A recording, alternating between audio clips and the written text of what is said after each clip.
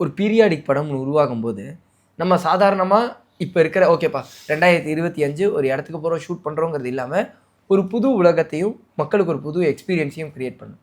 எனக்கே இது ஒரு படம் மட்டும் இல்லாம, தொடர்ந்து இந்த மாரி பீரியாடிக்கல் படம் வரும்போது, ராமலிங்கம் அவர்களுடைய பெயர் இருந்துகிட்டு இருக்கு. அது எவ்வளோ சந்தோஷமா இருக்கு. பீரியாடிக்கல் படங்கள் பண்றதுல என்ன ஒரு அலாதி சந்தோஷம் உங்களுக்கு? பீரியட் படம் பண்ணுறது ரொம்ப மகிழ்ச்சியான விஷயம். ரொம்ப சந்தோஷமான விஷயம் தான். ஏன்னா, பீரியட் படம் அவ்வளோ சீக்கிரமா, அவ்வளோ எளிதா நம்ம பண்ணிட முடியாது. ஒரு பீரியட் படம். நார்மலா ஒரு படம் நீங்க இப்போ கரண்ட்ல இருக்கிற ஒரு ஒரு டைம் இல்ல அத கடந்த ஒரு வரலாற்று பின்னணியில இருக்கிற டைமுக்கும் வித்தியாசம் இருக்கு. அது என்னன்னா, ஈஸியா ஒரு பொருள எடுத்து ஒரு விஷயத்த பண்ணிட முடியும். இப்ப இருக்கிற ஒரு டைமிங்ல இருக்கிற ஒரு ஸ்டோரி டெல்லிங்குள்ள.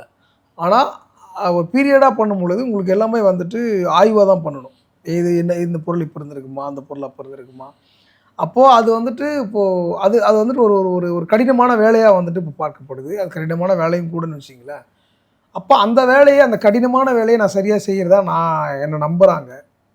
என்ன டைரக்டர் நம்புறதுனால, எனக்கு அத மாரியான படங்கள் வருது.